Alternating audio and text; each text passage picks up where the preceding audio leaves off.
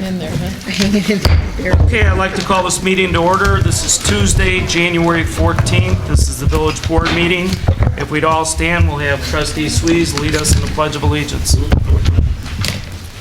I pledge allegiance to the flag of the United States of America and to the republic for which it stands, one nation, under God, indivisible, with liberty and justice for all.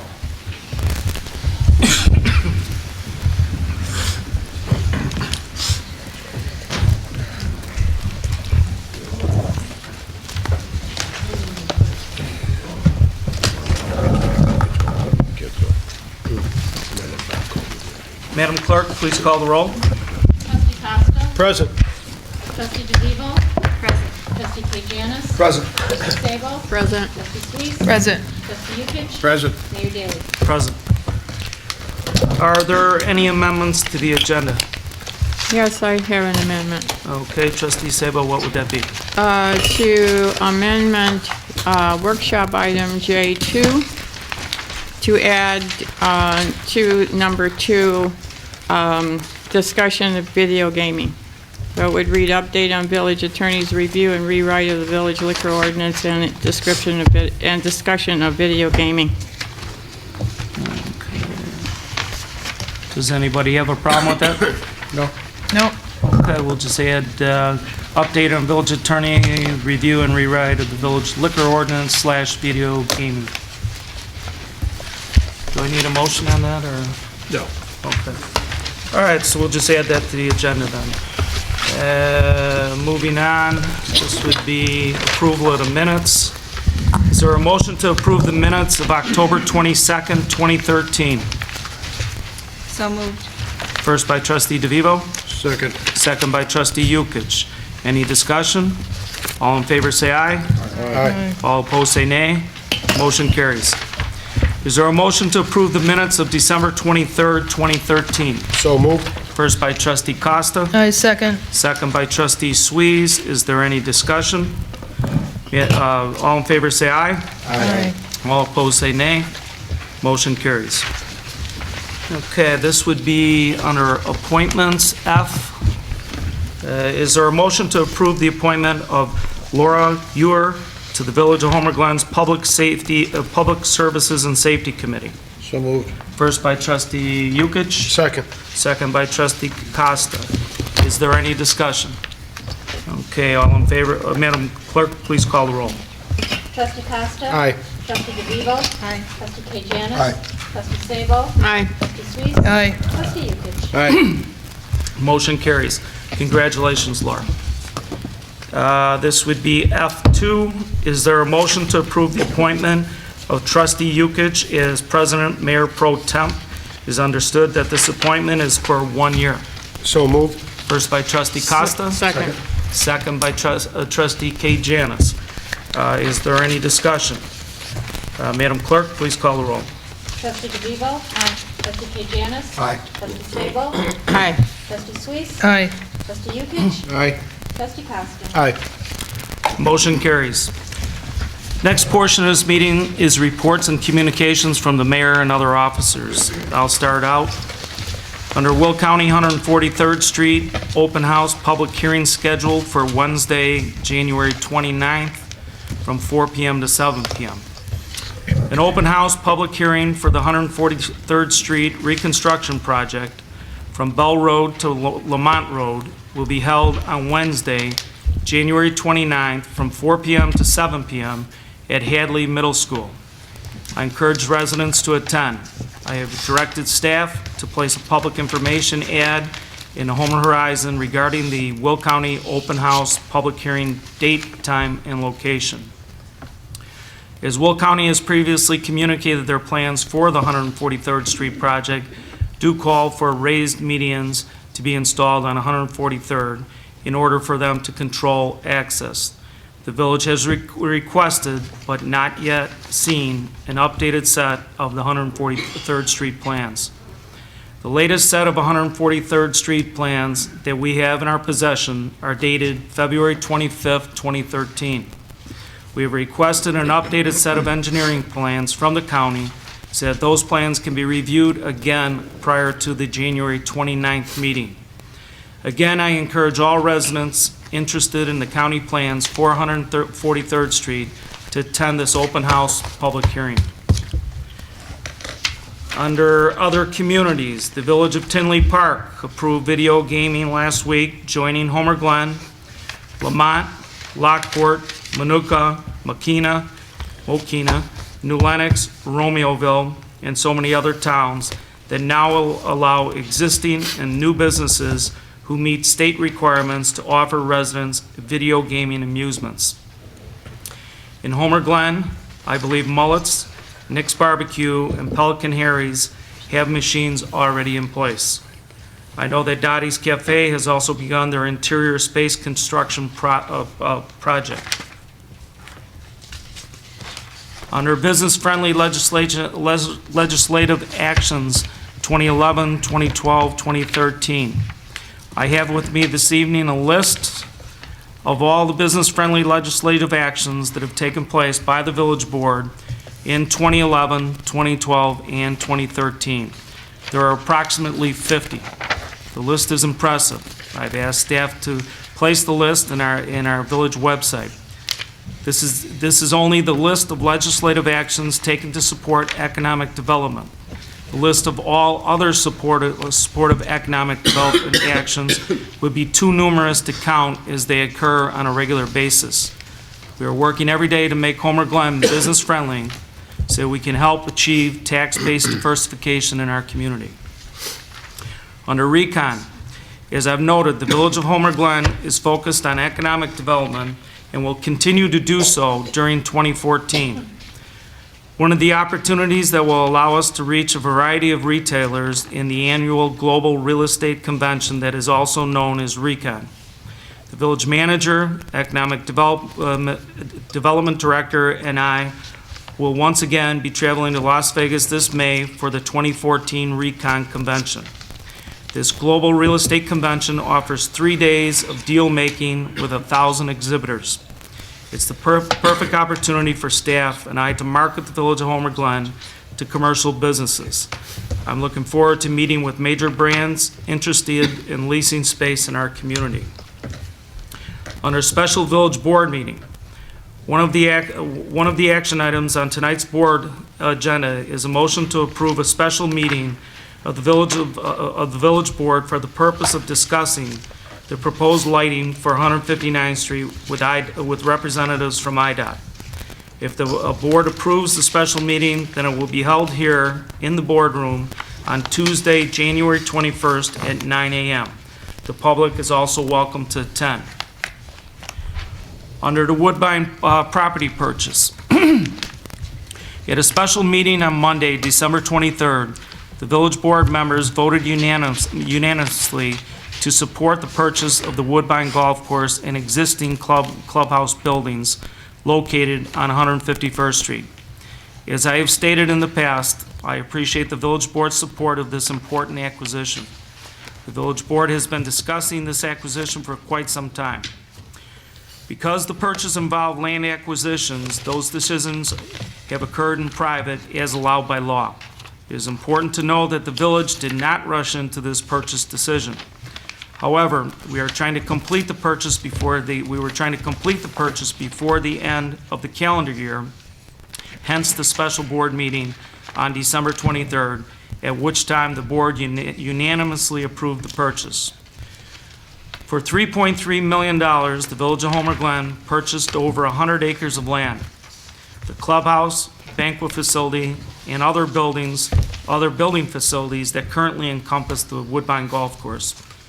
The money utilized for this purchase comes from a mixture of money that was saved by the village over the years and some bond proceeds. The opportunity for this acquisition comes as the Ludwig family, the longtime owners of Woodbine Golf Course, have announced their intent to retire at the end of 2014. The village now owns the property, and the Ludwigs will operate the golf course and clubhouse during the 2014 calendar year. Then the Ludwigs will retire at the end of 2014, and the golf course and banquet facility will close. The village's next goal in 2015 to turn the existing clubhouse and banquet facility into Homer Glen's next village hall to serve our ever-expanding community. This action will create a community center with the village hall, library, and township entities all located in close proximity to one another. Village Manager Davis will give a presentation later in this meeting discussing how the village will begin the process leading up to remodeling with the distribution of a request for qualifications for architectural services. The village will need to secure the professional services of an architect to assist us with the remodeling of the clubhouse and banquet facility. My hope is that a portion of the remodeled village facility will be able to serve as Homer Glen's first dedicated senior center with regular programming and activities sponsored by the village to the benefit of our great senior citizens.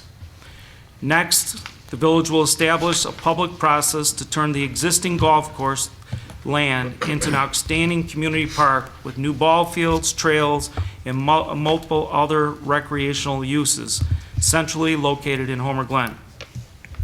As I mentioned, this will be a professional public process designed to obtain as much public feedback as possible about what should be included in the new park. I truly believe the purchase of the Woodbine property is in the absolute best interest of the Homer Glen community. As everybody knows, I've been a longtime advocate of securing the centrally located buildings and land that currently make up the Woodbine Golf Course. I believe the community needs our first true community park centrally located with enough land to provide activities for kids of all ages. As I mentioned in December, I appreciate the Ludwig's longtime commitment to Homer Glen community and am grateful that they have embraced the village's goals and vision for this important community center. And that concludes the mayor's report. Under trustee reports, let's start down with trustee Costa. Thank you, Mr. Mayor. Good evening. Hope everybody had a good holiday. I think it's like 344 more days until Christmas, not that anybody's keeping counting. But I'd just like to report a little bit on our Fest Committee. We did meet just before the holidays. We're in the process of getting a number of contracts in for entertainment for the upcoming Fest in June. So as we finalize some of those plans, we'll certainly be reporting back to the village and to the residents. Safety-wise, we all saw what Mother Nature give us with the snow, the ice, the wind, and the cold. I saw something very interesting that came across my computer. It was a resident that actually was on Facebook, and I thought it was a good idea. I liked the whole idea, and I think we all do it at times. But he was doing a driveway of a neighbor that couldn't get out and do their snow. Fortunately, he had a plow, and he was doing a number of neighbors' houses that couldn't get out and do the snow. But I think that's a great gesture. We all know of elderly people in the community or somebody that just can't get out there and get the snow removed off their driveway. If you have a little bit of time, go out and help them out. It certainly would be appreciated. And just be careful out there. Just on a sadder note, a few short weeks ago, we lost a resident in our community and a longtime volunteer, Bernie Kucharski. I've known Bernie probably 9 or 10 years. Many people in this room have known Bernie much longer than I. Bernie volunteered. He put a lot of time in the community. Served with him on a lot of committees in both the township and the village. Bernie was the type of guy that gets his name out there. He says, hey, I'm here. What do you need me to do? Anytime, whatever you needed, Bernie was there to do. He helped us on all of our fests, setting it up. He was an electrician, retired electrician, so his expertise in helping us with that certainly saved this community a lot. So I just ask everybody to keep Bernie's family in your prayers. He is certainly going to be missed by many people in this community. Thank you, Mr. Mayor. Thank you, trustee Costa. Trustee Yukich? Just mirror what Trustee Costa said about Bernie. He did give a lot of his time. He would never say no to anybody. And I thank his wife and his family for sharing him with us. And he will definitely be missed. That's it, Mayor. Thank you. Thank you, trustee Yukich. Trustee Sabo? Thank you, Mr. Mayor. I'm reporting for the Environment Committee, and the first report is on the tree inventory and the EAB grant. Mark Donovan of Naturopath Urban Forestry Consultants, who has completed the Emerald Ash Borer grant process, will be making a presentation to the Homer Glen Village Board at the meeting of January 22nd about the tree inventory and the results of the survey. Publication on lighting. Josanne Meyer, a student from the University of Berlin, interviewed the Environment Committee members last year regarding her interdisciplinary project on the causes and consequences of increased artificial outdoor lighting entitled Loss of the Night. Josanne wrote recently to me that she and her colleagues are editing a volume on social science perspectives on artificial lighting and light pollution. Her contribution to the book is largely based on the 3 dark sky area case studies she conducted. The first one is Torrent Barrens in Canada, the Headlands in the United States, and the West Havelland in Germany, and the people involved in protecting the natural nights. The manuscript is due to be published in May of 2014 and available before the end of the year. Upon completion of the book, she will be placing emphasis on what is taking place in urban areas and including information from her interview in Homer Glen. Earth Day Arbor Day 2014. The Environment Committee is seeking sponsors, exhibitors, and volunteers for the Earth Day Arbor Day celebration on May 17th. Saturday, the Homer Glen community has many individuals who are very creative and produce a variety of products that would fit the theme of using natural materials, recycling, reuse, conservation, and renewable energy. Exhibitor applications are in the process of being sent to past participants and new listings. The Environment Committee will be cancel the meeting of Tuesday, January 8th due to bad weather conditions, and the next meeting will be on February 5th at 7 p.m. I also worked with Bernie Kucharski over the years, and he will be sorely missed. He was a valuable member. He was a great volunteer. I loved his opinions, and I loved his enthusiasm, and my best wishes to the family and sympathy to them. Thank you. Thank you, Trustee Sabo. Trustee K. Janis? Yes, thank you, Mr. Mayor. I'd like to report on behalf of the Community and Economic Development Committee. We held a meeting on Thursday, January 9th. At the meeting, we discussed several topics. One topic was we introduced our new chamber president, Michelle Coakley. We had an easy flow of conversation with Michelle. She was able to let our committee know how we could interact together in the future. I expressed to Michelle Coakley that chair will be open for her on future meetings and to sit at our table and discuss items with us that may be of concern to our local business community.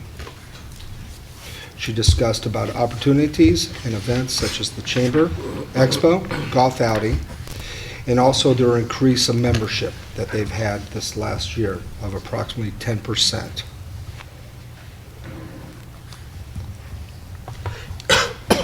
I do believe that this alignment and this cooperation and this conversation and communication is in close alignment with our spirit of our community economic development team and committee. Other directions and discussions that we've had for our meeting was related to outdoor storage and sales, other signage issues such as business during road construction, and banners.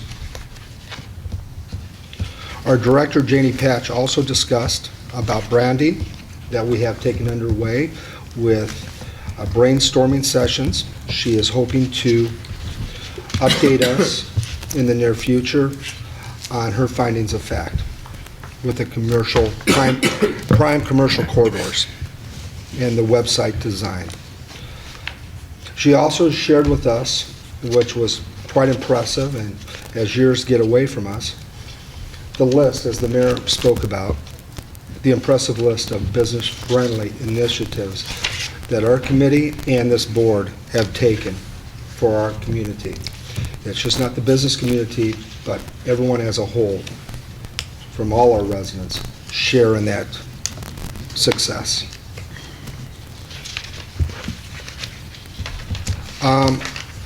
At this time, Mr. Mayor, that's it for my report. Thank you.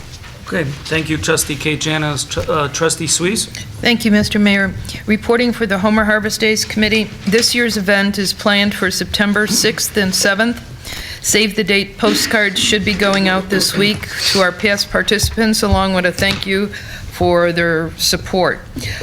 Committee meeting is scheduled for next Wednesday, January 22nd. I also want to extend my deepest sympathies to the Karcheski family, and Bernie was a great volunteer, and he'll be missed. Thank you. Thank you, Trustee Suisse.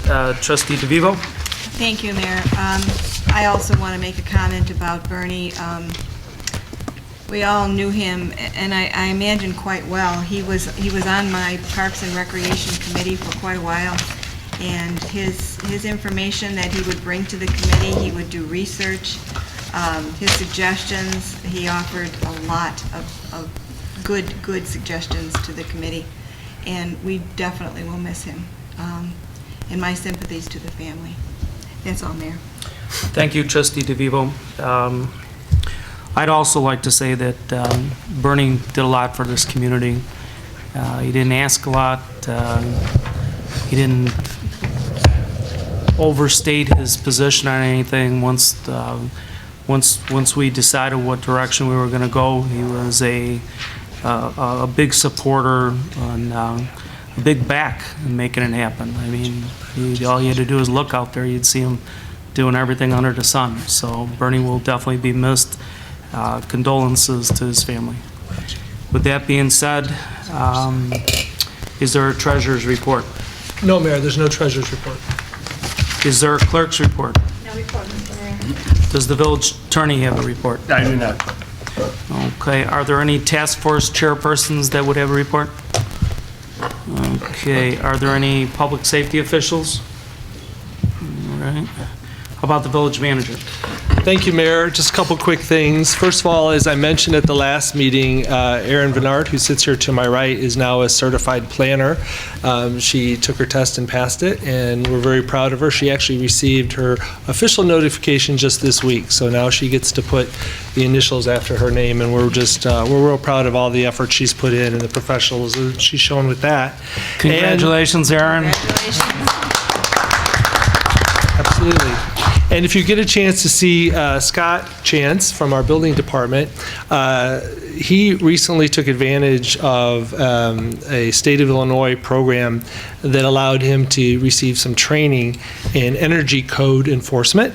And after he did that, which was great because it was a state program freely provided by the state, and after he did that, he actually took the certification test, which a lot of building officials have numerous certifications. He took the certification test and is now certified as a residential energy inspector and plans examiner. So we're very proud of Scott too. If you see him here at Village Hall, please congratulate him. I'm real happy about the amount of professional development that the staff continues to do. Also, as the mayor mentioned earlier, the Will County Department of Highways is going to be holding their 143rd Street open house public hearing on January 29th from 4 to 7 p.m. at Hadley School on Bell Road. And I just wanted to inform the board about a couple things we're doing in addition to the ad that the mayor has asked us to run in the Homer Horizon, which will appear next week, and it'll be a decent-sized ad. We did inquire with Horizon if the county had contacted them about running an ad, and they had not. So I think this ad is going to be very good because there probably won't be another one. In addition to that, there's been a notification up on the village website for a couple days now. It's right on the front page. You'll see it there. Also, we've sent a notification to the Chamber of Commerce, which has very kindly agreed to run that notification in their email blast that goes out to all their members, so their members will also be getting notification of it.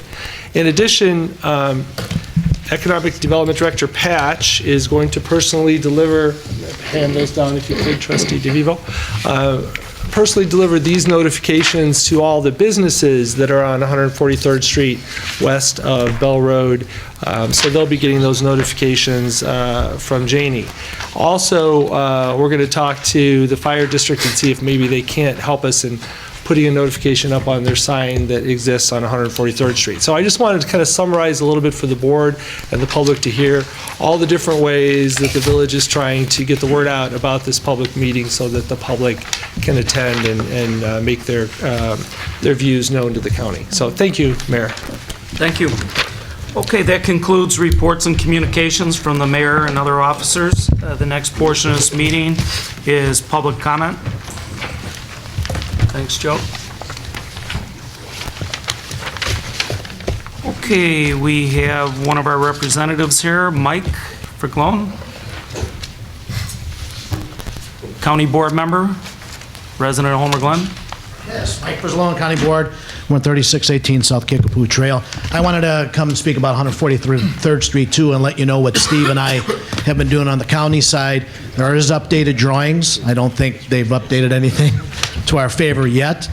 We've had several meetings with Department of Highway Bruce Gould, and he has told us already that they are going to make changes from Golden Oak East to have more access. The barriers will still be at signal intersections. And we made him aware of the fact after our first initial meeting back in, I think, October, there are probably 75 driveways, mostly residential, that come onto 143rd Street between Golden Oak and Galga Road. I would suggest that we also put those notices in the individual residents, if we can contact those, because that's going to be the most important thing. Unlike 159th Street, we have a little bit more power on this one. It's just a matter of the residents letting the county know they don't want these barriers there. Bruce Gould says if that's the sentiment of the residents and of the town, that they will go away. So we're going to continue that fight. I think it's still going to be a little bit of a fight, but Steve and I have talked to our the other representatives within the county. They understand our concerns, but I think the most important thing is going to be for the residents, as well as the businesses, to come out and voice their opinion on the 29th. Unfortunately, I'll be out of town that day, but Steve will be here, so we'll know everything that's going on. We'll keep you abreast of anything that's happening on the county side, so we'll fight that fight as well. Great. All right, and while I'd love to stay, I've met my quota for meetings today, so I'm going to take my leave. Thanks. Take it easy, Mike. Thanks for the update. Okay, the next speaker would be Lynn McGarry.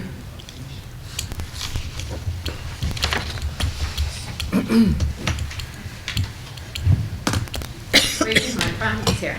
Lynn McGarry, 14104 Garrett Vogue, Orland Park, Homer Glen. I just personally, Glen McGarry, thank you and congratulations on the purchase of the Woodbine property. I personally am so pleased and feel we really got a great deal. Thanks to the board that worked together to make this happen.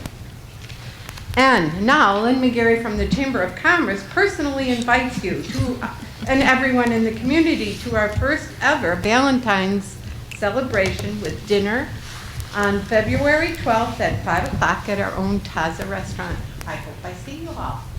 And Aaron's got some flyers on it. Thanks a lot. Thank you, Lynn.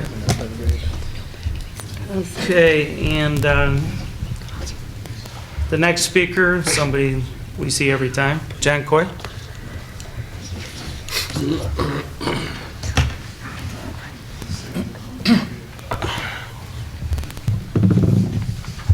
John Coy, 12056 Venetian Way, Orland Park, Illinois, home of Glen. I read in the paper, and plus my daughter lives right about a block from a home that's been purchased, which is supposed to be cut up and for multi-family, which would be for drug rehabilitation, for people that have alcohol addictions, prisoners, if they're overloaded, they're going to send them there. It's from the Trinity Christian Services. I've talked to like 12 different people in Trinity College and that, trying to find out, because I'm Dutch, so I figured the Dutch have a Trinity Church and they sponsor Trinity College. No affiliation. So if anybody thinks this is a Christian organization because it says Trinity Christian Services, I don't find it anywhere that they are. and they're going to try and go for nonprofit, and they're going to go rezone the house in that residential neighborhood. Then they're going to need a bigger parking lot for visitors. They're going to need a parking lot for trucks, supplies, all the rest of this. I do not think it's in our best interest to let them get that, what they want to have put there. It should be on a main street, if anything, not in a residential neighborhood with homes that go from anywhere from $300,000 to $1 million. To me, I think we're doing something wrong if we okay this. Thank you. Okay, that concludes public comment tonight. The next portion of this meeting is legislation and action items. This would be I-1. Is there a motion to approve ordinance number 14-001, a text amendment to ordinance number 08-048 entitled The Village of Homer Glen Zoning Ordinance, amending the definitions and the table of permitted and special uses in non-residential districts regarding medical cannabis cultivation centers and medical cannabis dispensary organizations? So moved. First by trustee DeVivo, Second. second by trustee Kate Janis. Is there any discussion? Madam Clerk, please call the roll. Trustee Kate Janis. Aye. Trustee Sabo. Aye. Trustee Suisse. Aye. Trustee Yukich. Aye. Trustee Costa. Aye. Trustee DeVivo. Aye. Motion carries. Just to recap, and I know discussion's over with, but this is a preemptive move here to identify where, in the event that this ever came to this village, where we would only allow it. That's all this is.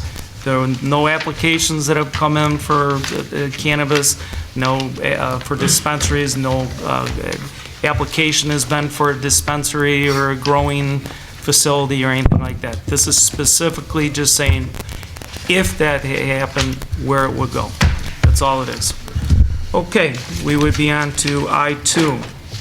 Is there a motion to authorize the village manager to remit payment in the amount of $140 to the Homer Township Chamber of Commerce for the village's 2014 membership? So moved. First by trustee Costa. Nice. Second by trustee Yukich. Is there any discussion? Madam Clerk, please call the roll. Trustee Sabo. Aye. Trustee Suisse. Aye. Trustee Yukich. Aye. Trustee Costa. Aye. Trustee DeVivo. Aye. Trustee Kate Janis. Aye. Motion carries. This would be I-3. Is there a motion to approve the November 2013 Olgelson and Stirk LTD legal bills in the amount of $7,747.44 village and $625.56 of rebill for a grand total of $8,373? So moved. First by, who was that? Trustee Yukich? Second. Second by trustee Costa. Is there any discussion? Madam Clerk, please call the roll. Trustee Suisse. Aye. Trustee Yukich. Aye. Trustee Costa. Aye. Trustee DeVivo. Aye. Trustee Kate Janis. Aye. Trustee Sabo. Aye. Motion carries. This would be I-4. Is there a motion to approve ordinance number 14-002, an ordinance approving and adopting the official 2014 zoning map of the Village of Homer Glen? It is understood that this adoption includes annexations, map amendments, and map corrections as discovered by staff over the course of 2013. I so move. First by trustee Sabo, Aye, second. second by trustee Suisse. Is there any discussion? Madam Clerk, please call the roll. Trustee Yukich. Aye. Trustee Costa. Aye. Trustee DeVivo. Aye. Trustee Kate Janis. Aye. Trustee Sabo. Aye. Trustee Suisse. Aye.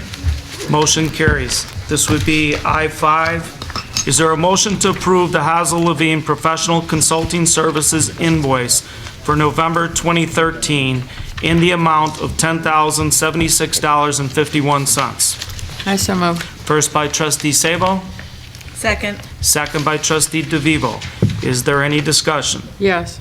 Go right ahead, trustee Sabo.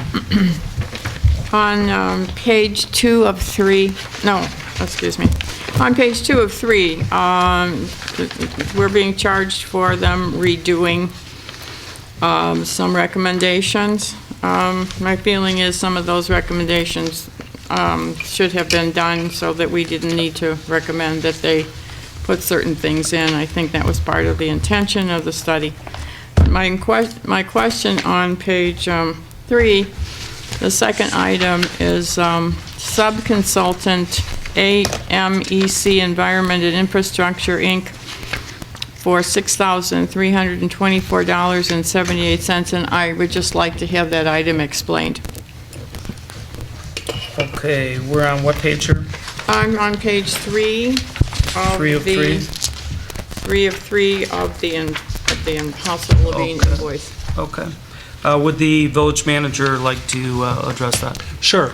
I can absolutely get more detailed information from them if you'd like. When they gave the presentation and the proposal to us, a number of the firms said that they would use sub-consultants on various parts of their studies. Housel Levine was one of those consultants who also said that. I can't speak to specifically what that was spent for. You know, the Housel Levine bill is a fixed fee bill. You approved an exact amount for that. And so that's part of the money, the total package that they're being paid for the study. But they did, I know that they did say that they would use sub-consultants. All of them did. If you'd like more detail on it, we can get that for you. Well, I would like detail on it because, you know, I really am questioning the amount. I mean, I didn't see all that environmental in their report. Right. Well, that's the title of the firm. I don't know that it was all environmental work that they did. But remember that the amount that you're paying Housel Levine is a fixed fee. Yes. You've agreed to an amount. So that is not in addition to the amount that you agreed. That's part of the overall amount that you agreed. Mr. Mayor, Trustee Costa? if I'm correct, Cam, if you can look at the next pages, It's the next the pages. AMEC or AMEC invoice is there, and it spells out what they did. That's the detail. Is that what we're talking about here? Yes. Because it looks like they did the access all and transportation plan for 159th. Here. There's 3 pages. One of them is a recap, and then the following That's all 2 the detail pages. on where they come up with the $6,000. Although it's hours and who worked on it, it doesn't give a detail on exactly what they worked on, but pretty much they worked Right. on the access and that. Right. I think, and Trustee Sabo, correct me if I'm wrong, you're inquiring about what the nature of the work was. Yes, I And am. I think we can get that from them, and I can forward that on. Yeah, when you do say, Manager Davis, that, you know, we're not spending any more than we had agreed to spend, it's just that when they redo something, that's an extra charge. That's the one that the one that you mentioned first on page Yes. 2? Which, can you tell me which one that is on page 2?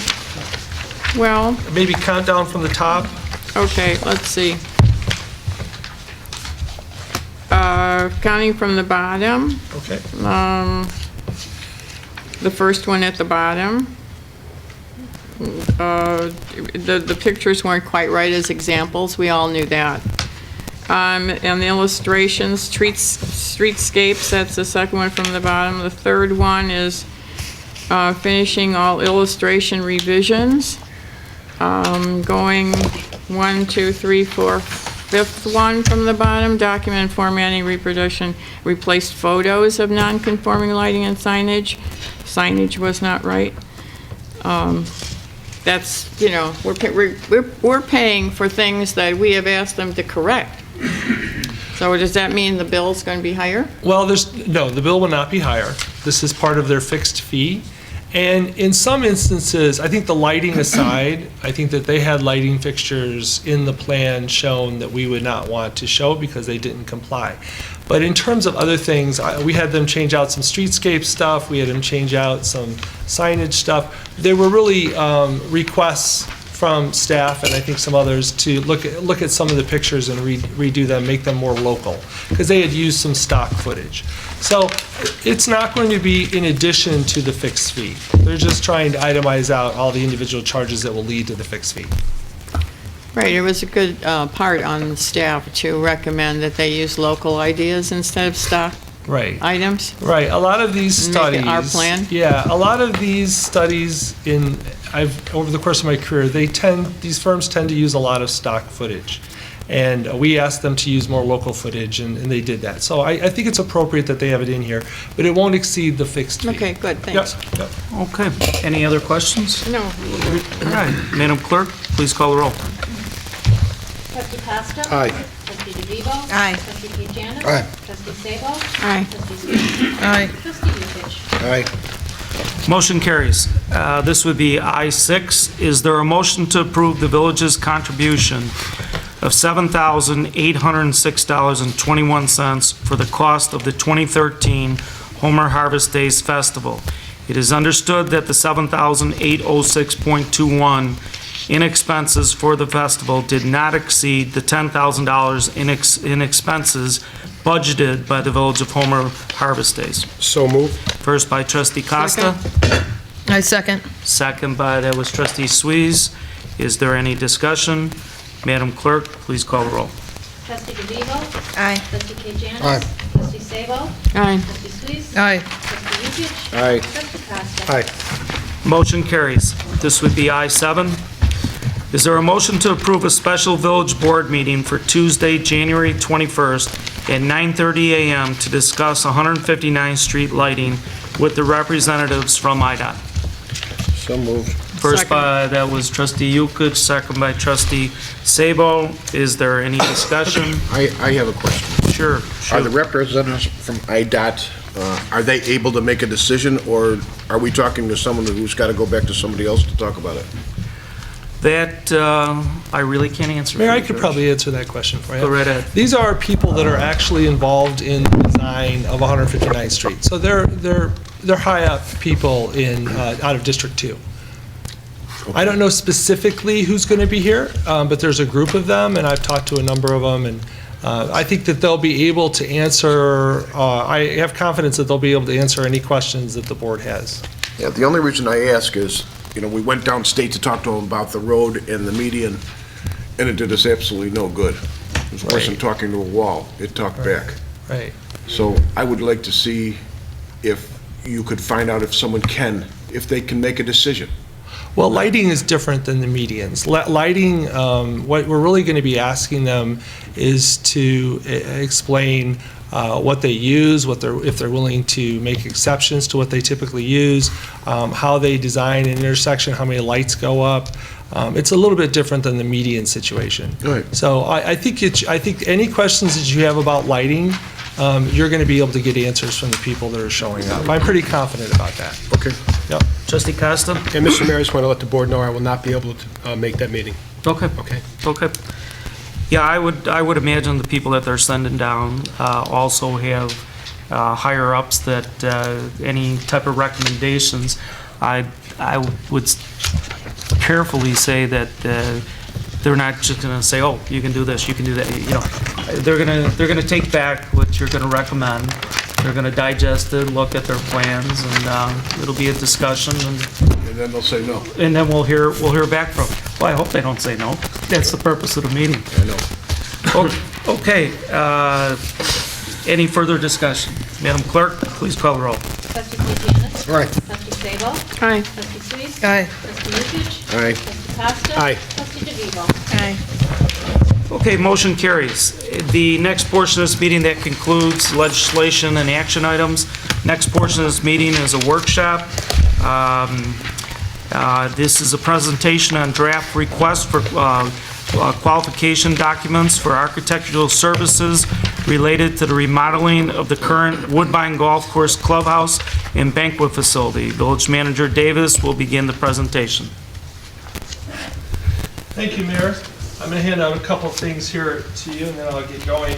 The first one is an update on the RFQ that was put in your packet. Any changes that I made to it are highlighted in yellow. There's actually just a few small ones, but I wanted to make sure that you had an updated. And the second list I'm handing out is a rather lengthy list of architectural firms that staff has researched that have done a number of municipal projects in the Chicagoland area, and this would be the list, the list that we'd be working off in terms of distribution of the RFQ.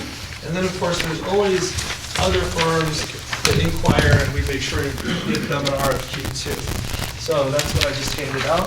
If the media would like these, you can see Erin after the meeting and she'll help you out, okay?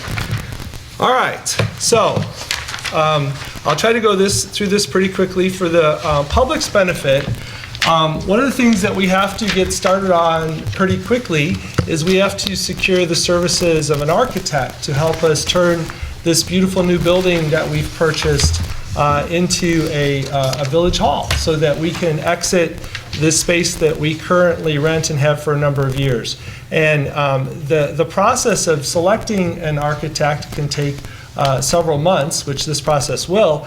And so just trying to stay online with the board's wishes, we get basically to occupy the building January of 2015. So we want to be to a point where in December of 2015, we've got a lot of the work done in terms of planning, making decisions about what the remodel on the interior is going to look like, getting all the documents together for construction services, things of that nature. And we need the help of a professional architectural firm. So we're trying to get right on it. We just purchased the building and we're already moving. So let me go through this a little bit. This won't take very long. These are the 7 different areas I'm going to be talking about, and about the RFQ. A lot, for the public's benefit, again, you hear 2 terms used a lot: RFPs, requests for proposals, and RFQ, requests for qualifications. The RFQ process is really designed more for professional services, like an architectural firm. And that's what I'm suggesting that we do. You'll see in a lot of communities that have done village hall buildings or remodelings and stuff like that, they use RFQ processes. That's actually a set that we have of the remodeling that occurred at Woodbine several years back, and we're very glad to have it. It's going to be very helpful with whatever architectural firm that we hire. It's a complete set. We have a complete set of plans for all 3 levels of the building. So this is a part of the RFQ document. It just gives the architectural firms who are all over northern Illinois, the list that I provided the board, gives them a little information about the community, and then a little background information about Homer Glen and about the services that we provide, just to give them a little bit of information. So that's in the RFQ. And then there's a statement that is basically asking the architectural firms to provide us with a number of originals and copies of their proposals that they will submit if they're interested in this project, and gives them a deadline date. Now, for the board's benefit, all the deadline dates and the schedule of activities in the RFQ were done just so we could kind of see how it would flow. If the board is okay with this RFQ and we're able to distribute it starting tomorrow, those dates may stay the same or they may slightly adjust. But I just kind of wanted you to see a list of how everything would flow, and so we put some dates to it. And all of these submittals will come to me, both digitally and on paper. And then, of course, we'll distribute them out from there. So this is a preliminary schedule, as I was talking about earlier. And if we released it tomorrow, this is an example of a possible schedule that could happen. That again, that schedule may change a little bit, but you see, even on a very tight schedule, if it was released tomorrow, the recommendations for a final agreement with the architect don't come until the end of April. So that's why it's really important that we get started on it now, so that we don't waste too many more months. So these are the different things that we ask from the architectural companies. We ask them, obviously, for a cover letter where they identify the project team. And this is very important. In a lot of these submittals, people will put information in about all their senior people in their organizations, and those senior people may never work on the actual project, no matter where it is, but especially here in Homer Glen. So we're going to want to know who the identity of the project team is, along with their contact information. And then their relevant qualifications, information subject summarized by topics. we're going to be asking for. We're going to want to know the experience of the company, the experience of the individuals on the project team, and so there's a number of things that relate to experience. Also, a list of the project summaries from various communities that they may have worked in when they did projects similar to this nature. We are interested in trying to find people, companies that have actually done remodeling projects for public buildings. A remodeling project is, I've done them both, and a remodeling project is much different than building from ground up. And so we'll be looking for experience on both of those levels and asking them for them. And then, again, some more information about the project team, who's going to be the principal in charge, who's going to be the project manager specifically, and we're going to want to know who those people and then hold them to it when the project moves on. And then, of course, the all-important references. So we'll be asking for references, and the great thing about the internet, of course, is that we're able to do research on our own too, because it's pretty easy to find out who designed what buildings and who built what buildings and things of that nature. So, but we're going to be asking them to provide us with references that we'll be following up on.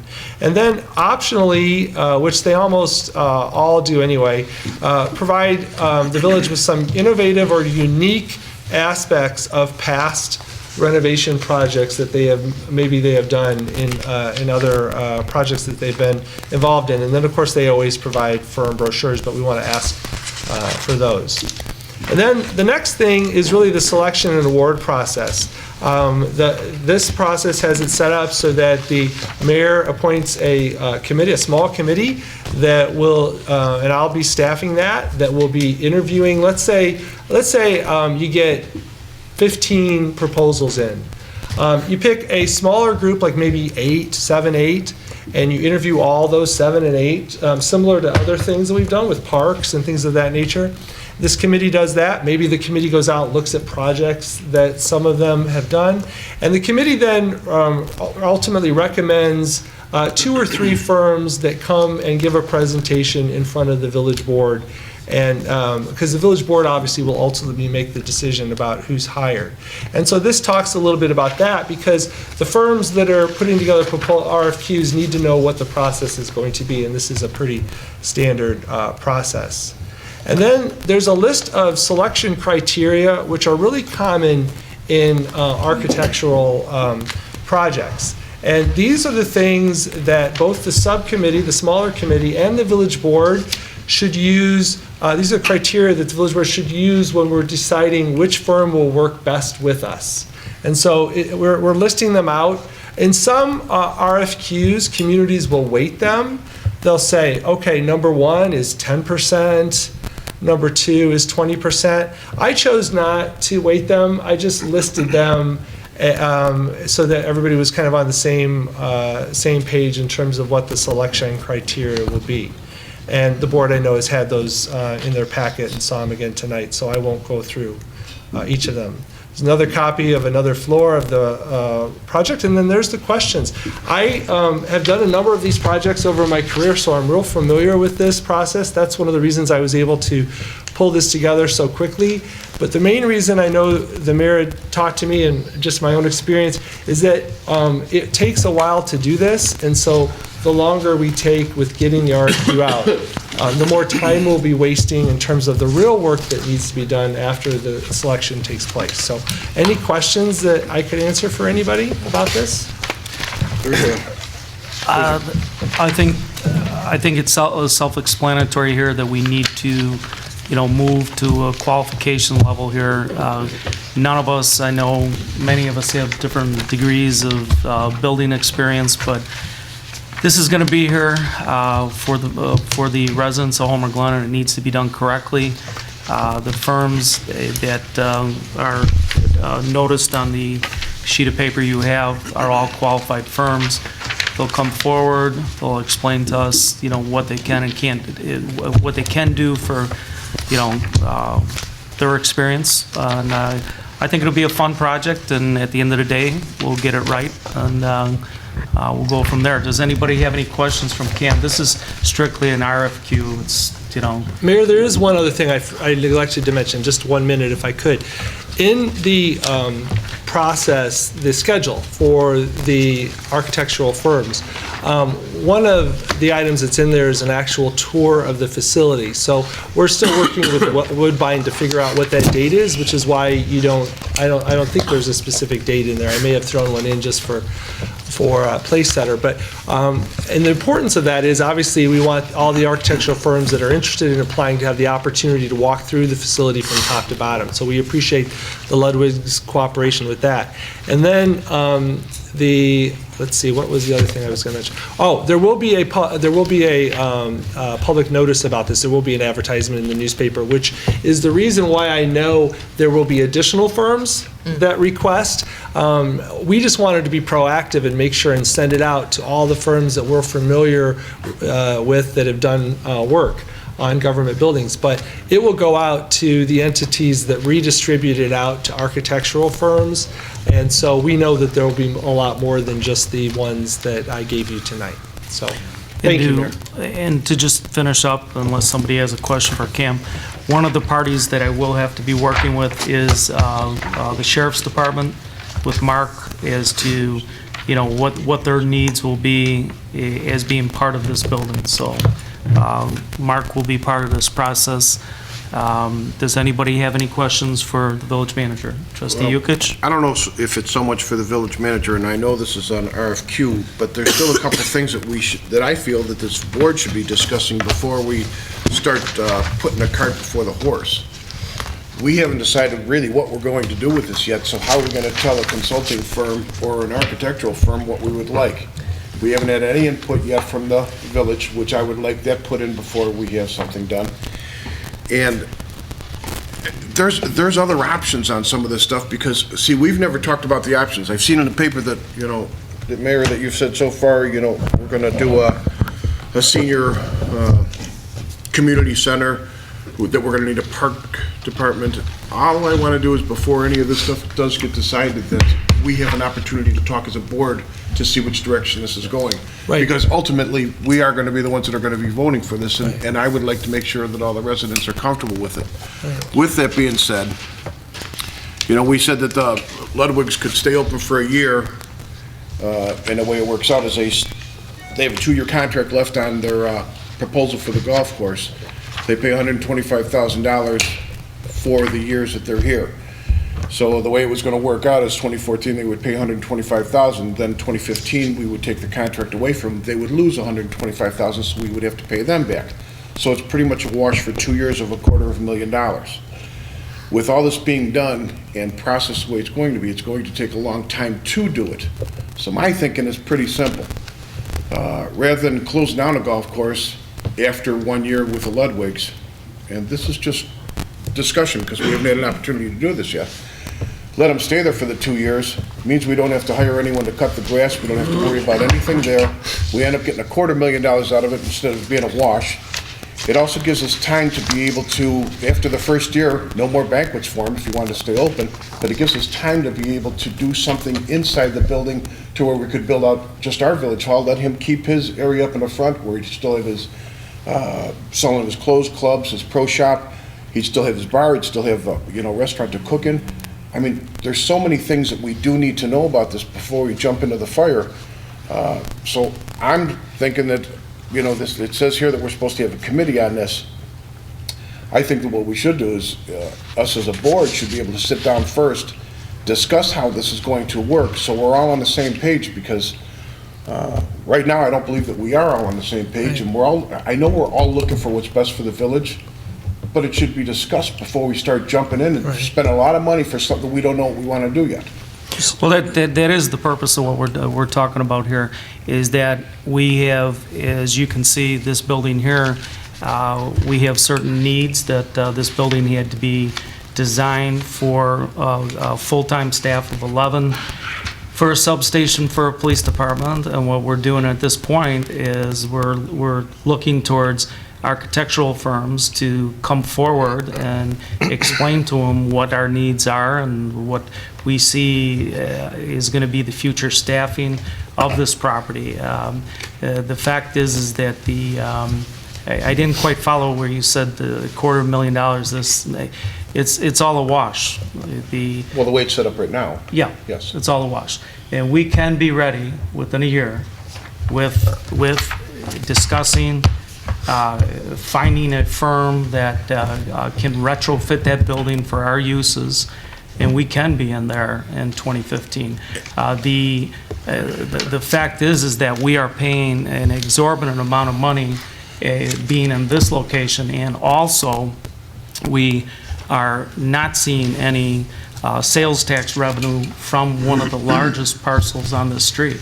I mean, this, when we move out, hopefully the landlord finds somebody to rent the space, which will be creating sales tax dollars for the village, and we won't be paying rent. We will be paying for ownership, which I thoroughly believe we can achieve with a year. You know, it doesn't take that much time to build, to plan and build something. I don't see why it would take any more than a year. I agree with you that we need to discuss the property itself, but a building is a building. It's going to be a municipal building, and you have to plan for how many employees you think it's going to take for this municipality to run this golf course in the future, and No, that's that. I don't want to keep it as a golf course. All I'm saying right now is we could do exactly what you said. But instead of only working a golf course for 1 year, let them work it for the 2 years. Because, well, let's find out. Because, well, my thinking on this is simple. You have to, we can still start building out a village hall before he closes up. Because you're only taking a section away. If he doesn't have any more banquets in 2015, you've got the whole banquet facility side, and from my understanding, that is where the village hall's going to be. So we can kill two birds with one stone. He doesn't have any of the agreement with him was that he would close December 31st of 2014. He is not planning any events for 2015. That word is out there.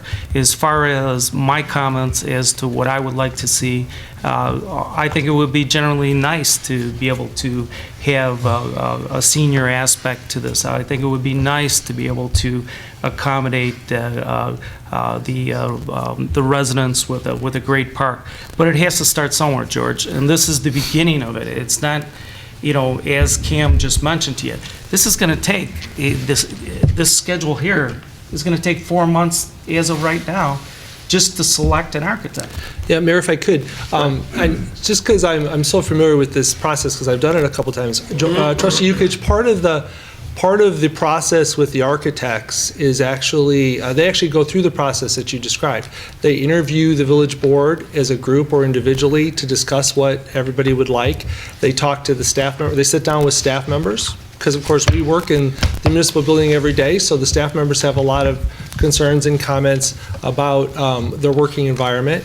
And that's part of the process with the architect. They don't just show up on day one and start drawing, you know, office squares and stuff. They actually will be sitting down with the board, and we'll have a process about what would be the best layout in the clubhouse and stuff. The interesting thing about the building, you know, is the actual banquet facility is the least likely to be reused for a village hall because of the ceiling height and things in that portion of the building.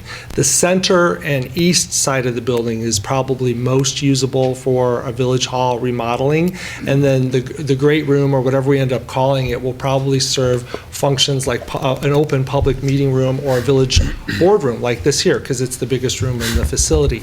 So I think all of that stuff, though, will be discussed with the architect. The great thing about it is the architect has all that knowledge about how much square footage will be needed for bathrooms, how much square footage do we need for boardrooms, because they'll have all that experience, and so they'll be able to guide us through that process when we're discussing about what we want the building to look like ultimately. And that's one of the important things about having the professional with us as we have those discussions, because they'll have all that frame of reference. Yeah, nobody is saying it has to be, this square has to be set up like this, you know, that will be a board decision. But where you start from is you have to have an architect. You have to have somebody come in that's a professional that says you've got X amount of square feet. We identify our needs to that property itself and how you bring that property into compliance for our needs. And that's the beginning of this process. That's why we're moving on it right now. Trustee Costa, you had something? You know, I see with the schedule, again, as we talked about here a little bit, is if this goes out tomorrow, let's just use tomorrow as a Right. starting It probably date. won't go out tomorrow, but if it did. No matter a week Yeah. or two, we're talking about a couple-week time here, somewhere between mid-April and beginning of May, that we can conceivably be choosing an architect.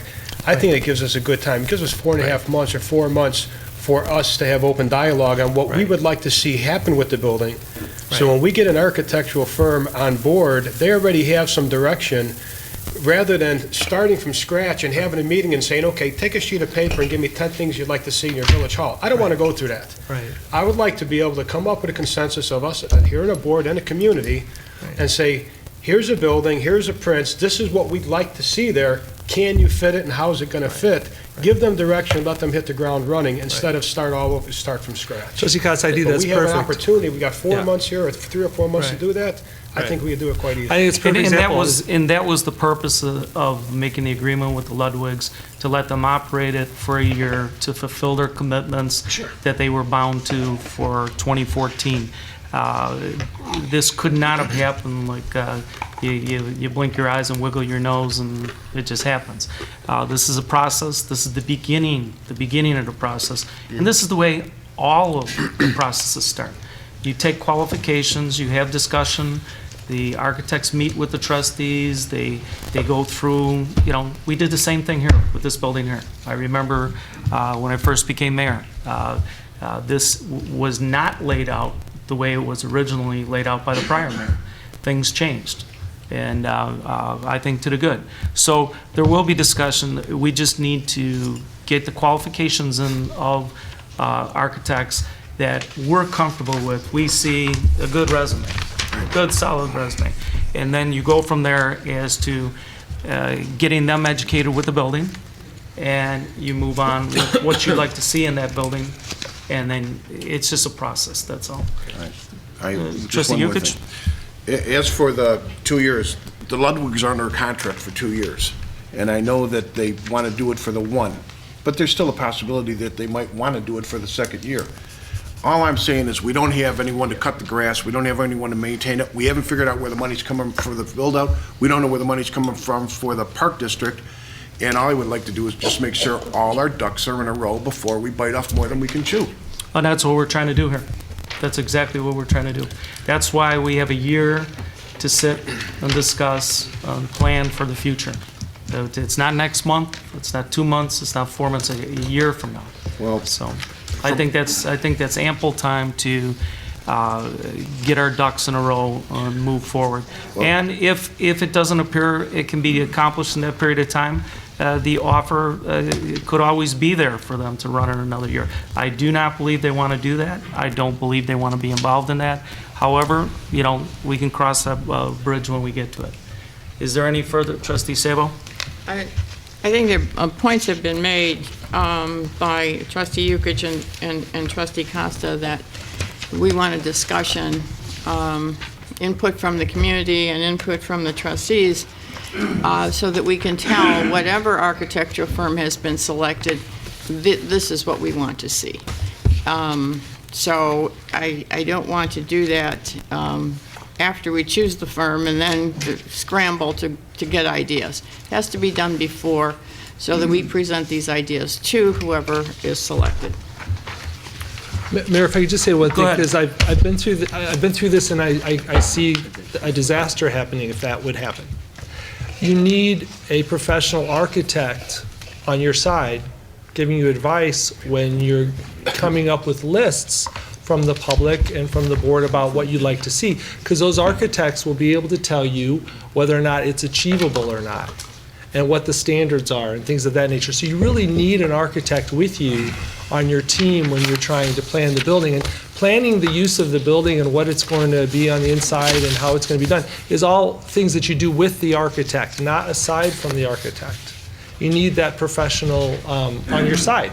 And that's why I moved very quickly on this, because I've been through this process before and I wanted to make sure that it was done as logically as possible. I- So then when the public says, well, we'd really like to see this or we'd like to see that, the architect can advise the board, that is achievable within the building, that isn't achievable, and you'd be able to have some professional advice on that. And you can have, meetings to get public input, but think about this for a second. This is like having, you're gonna have 24,000 people design your home? No, but I want their input. You gotta understand something. We totally intend to get their input. Okay, Mr. so Mayor? that means 24,000 people. Mr. Mayor? Forward. We need to have a professional, this is the beginning of how you do something professional. You interview firms, you bring a firm on board that you're satisfied with their credentials, and you start the process out. The process is gonna take 4 months to get through the selection process of an architectural firm. I haven't said I don't want an architectural. You're putting words in my mouth. I'm not putting any words in your Well, mouth, George. Cameron just did. All I'm trying to say, wait, let me talk. Go ahead, George. All I'm trying to do here is not have the cart before the horse. Let's get an engineering company or an architect, whatever you want to get inside to find out what we're going to be doing. My whole point is we can still be in there by 2015 and get this thing done, but under different, instead of racing through everything, let's take our time and make sure we got this stuff all set. We don't have anything planned right now. We bought a piece of dirt. We bought a piece of dirt because it was a very good price for the piece of dirt. Everybody's in agreement with you, George. All right. Everybody's in agreement with you. We have a year to plan. Nobody is putting the cart before the horse. Everybody is taking a deep breath, and everybody is saying, let's get a professional. Let's not act like we're Mr. Developer or whatever, and we're gonna just get into this thing as it moves on down the road. Nobody's rushing anything. But we are putting the cart before the horse because. Mr. Mayor, I'd like to have Wait an a second. opportunity. But the whole point is to hire the architect. I understand it, and I don't have a problem with it, but we are putting the cart before the horse, because I read in the newspaper that says the land acquisition also means that the Homer Glen will have to have a parks department. No one's talked about a parks department. Where my issue is, we pay a lot of taxes here in the first place in this village. You put a parks department on, it's gonna cost you more money. I wanna know where everything's coming from. That's why I'm suggesting that the golf course try to stay open for 2 years. You've got someone else maintaining it. We can go ahead and move into the building in 2015, decide where we want to go with the build out. All I'm trying to say is we need to sit down before we hire anyone and just get something on black and white. So who's even walked through the building to see how we can set this thing up yet? That's why you hire an architect. That's exactly why we're gonna get a professional to come in. A parks department, when you're talking about a parks department, somebody is going to have to, when you get around to the park side of it, somebody within our administration is gonna have to be in charge of the calendar for the property, the maintenance of the property, making sure things are done on a timely basis. Of course, you're gonna have a parks department. It doesn't mean the parks department is gonna be 25 people, it might be a person or two. But look at it logically, somebody is gonna have to manage it. So we are starting out at ground zero here, which is getting an architectural firm. First step is we want to move out of here and we want to be in that building. We have to retrofit that building to our needs. The first move, all this discussion is about, is hiring an architectural firm, interviewing architectural firms, hiring an architectural firm that can retrofit that building to our needs. That's all we're discussing here. Mr. Mayor? Go ahead, Trustee. Yes, thank you. I appreciate it. And I'd like to point out a couple things.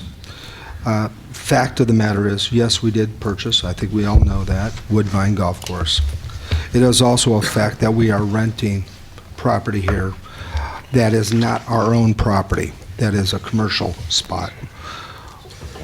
We are not engineers, nor are we architects on this board. If we are, I'm not aware of it. That's why we hire professionals. And that's what we're planning on doing, so we have someone to speak to with a voice.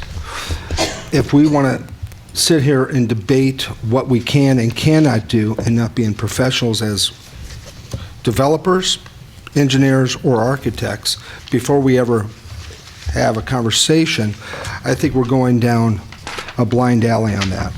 I think this is very pragmatic to start the process. It's inevitable that we are going to have a village hall, temporary or otherwise, at this location. So the process needs to begin. So we could select a person at the end of the day that we could discuss with that person our visions, our thoughts, and our ideas. And at that point in time, we could have direct feedback from that professional who's in that industry and understands how to read a blueprint to build something that we, as a board, identify as a need and a want and a desire. To let us know if that is an opportunity that could present itself or not.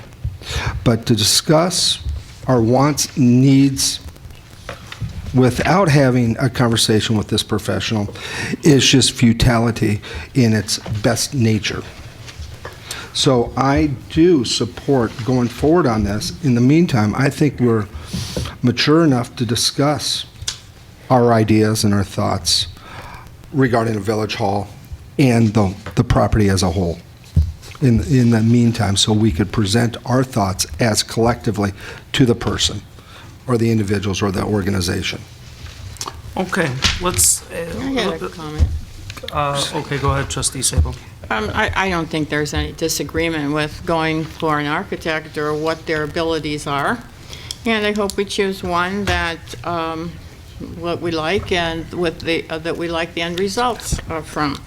But I think what is being the underlying discussion here is that there have been ideas that are thrown out that were opinions. And they were not opinions of the trustees. I thought at the last meeting that we were going to have a public discussion on some of our thoughts. It doesn't mean that these ideas will be the ones that will be selected, but that hasn't been done. I don't think we need to wait for an architect to come up to be hired before we ourselves throw out some ideas or provide a list to the manager so that these ideas can be kicked around. It's very simple. We don't have to wait for the architect. Now, as far as the village input is concerned from all those thousands of people, if they want to submit their ideas, that can come during the time that we hire the architect. I think you do have to hire an architect to tell you the parameters of what you can do with the building. The building will only lend to certain things that can happen to an existing building being retrofitted. In my interviews, these are not your comments, these are my comments. These are things when I get interviewed by newspapers that I would like to see. They may not be what you like to see. Those are my comments. Would I like to see a senior citizen center? Yes. Would I like to see different things that I'm quoted as in the newspaper? Yes. It doesn't mean they're going to happen because the board ultimately has the decision-making power as to how to spend the money for the village. However, you need a professional to tell you the parameters of any ideas. You can come up with a list from A to Z, and maybe A through I can't happen because of the way the building is structured without knocking it down or building a new building. So the first thing is, it's like building blocks. You bring in an architect, you interview architects, you bring in an architect, he says, okay, here's your structural walls, here's your options that, give me some ideas of what you'd like to do here. And I'll look at them as I'm figuring out this building through the blueprints and what have you. I mean, that's where you begin. This isn't the end, this is the beginning. Trustee Costa? Are you looking for a consensus of the board to move forward on putting the RFQ out? Yeah, that's all I'm looking for. Okay, I think it's important that we get it out. Yeah, I agree with you. Okay, the rest of this we can all work out in the next 3 months, but I think we need a list to give to them and say, this is what we'd like to see if we can make it fit. Right, the RFQ does not... In the meantime, work with, see if other things can happen. Right, as a matter of fact, just to let you know, just to address Trustee Sub a little bit, we've actually talked a little bit about maybe even having a village board meeting there so that we can actually take you from one end. I know you've all been there, but maybe you haven't been in some of the spaces that haven't been public. So we even talked about doing a village board meeting there on the staff level, doing a village board meeting there and taking you from one side to the other, down in the basement. And then that just is going to obviously lead to more brainstorming and things at that stage. And that can all happen while the RFQ process is going through. Okay, so is everybody in consensus that we'll go out for RFQ, see who's qualified to even take this process on, and we'll review them, and we'll come back and select at some point an architectural firm? That was the purpose of this workshop. Yeah. Okay. Absolutely. Okay, then that concludes the workshop on the RFQ. Then the next portion of this meeting would be the second workshop, which is the village attorney is going to give an update on the status and review and rewrite of the village's current liquor license ordinance. And at the beginning of the meeting, Trustee Sabo wanted something addressed / video gaming. So why don't we have Trustee Sabo kick things off, and then we'll just fill in the blanks from there, please. Go ahead. Okay, well, when the topic comes up here, it says update the village attorney's review and rewrite of the village liquor ordinance. It just seems that naturally we're going to be talking about video gaming, because the liquor ordinance is a vehicle to get video gaming, or to when the requests come through, that's what happens. So I didn't want to have it that we couldn't talk about video gaming if it seemed to be a natural way to develop. So that's why I put that in there. Okay. Well, I mean, let's be candid. The whole thing that's driving the review of the liquor ordinance is the video gaming, and the fact that if you issue a liquor license and you've allowed video gaming in the town, then those people are going to apply for licenses. I had sent a Cam, we have been reviewing the liquor ordinance specifically with the license classifications, and I had sent an email to Cam last week summarizing what I think are the two ways to regulate. One is regulate video gaming and liquor licenses. One is, as Trustee Sabo pointed out at a recent meeting, and that is by, that's through the zoning ordinance. And your zoning ordinance requires a special use license or a special use permit for all liquor licenses. So one thing that you could do would be to establish minimum footage separation. In other words, that any licensed establishment, and when I say licensed establishment, we're talking about places that are licensed for the sale of beverages on the premises. They're not a liquor store, a bar. So that's one way to do it. You have a series of these establishments, but I'm going to call them bars, even though they have restaurants, bars. I'm in this building. You have Pepe's, Mullets, and I think there's another one, Pelicans at the end. All those bars would be grandfathered in because they already had their liquor license. It would be for establishments going forward. The problem with that is that you do have some establishments, or you do have some facilities in town, from what I understand from talking to Kim, that are designed for more than one restaurant, just like this building, or just like this property. So this property could never have 3 of those establishments if you were separating them by more than a couple. If the requirement was more than a couple hundred feet. The other way to do this is to have a restaurant license classification. And there may be others. These are just the 2 that came to my mind. And that would be to do what a lot of towns are doing now, which is there are no more taverns. That it has to be a restaurant, and a restaurant is defined as a place that does not have a bar. There's only table service, and they have to serve complete meals in conjunction with the service of alcohol. And I gave Cam a sample of the licensing ordinance for another community. We've actually used that basic license that basic definition in other towns. Sorry, I don't know why I'm looking this way. So in any event, that would be, those are the 2 ways to do it. And I just need some direction from the board to finish that up. Okay, I've got Mayor, I got a question. Trustee Yukich? Right. When did you get the letter to Cam of what you've come up with so far? Was it last week? It's not really a letter. It's an email. it's a copy of an ordinance from another community. All right, Yeah, but it's just a simple. okay, but at the same token, we don't know what we're doing there either. This is what I'm talking about for going fast and getting ourselves in a jam right now. Because, you know, when the liquor license got tied into the gambling, we didn't know what we were doing on it. We figured we were helping out the businesses that were here. As soon as we approved the gambling, what happened is all these video gaming places came forward and said, well, wait a second, they've got it, let's go there. Now we have more coming for us. We have umpteen thousand liquor licenses. We haven't designated one for anything. Everyone that has got a liquor license right now that has a gambling is a full-service restaurant with a bar. So my thinking, and maybe this was dumb on my part, I figured that everyone that comes in has got to do the same thing. But then all of a sudden they say, well, no, we can give them an F license. Well, nobody even read the F license to see that there is no food involved in it. You can just go ahead and serve the beer and wine. So my problem is we are doing things so fast, it gets past us, and then we're backtracking. I don't want to backtrack. I don't want things in the village that don't belong in the village. We don't need a bunch of gambling, just a gaming store. Pretty much is what these places that are coming in. They don't belong here.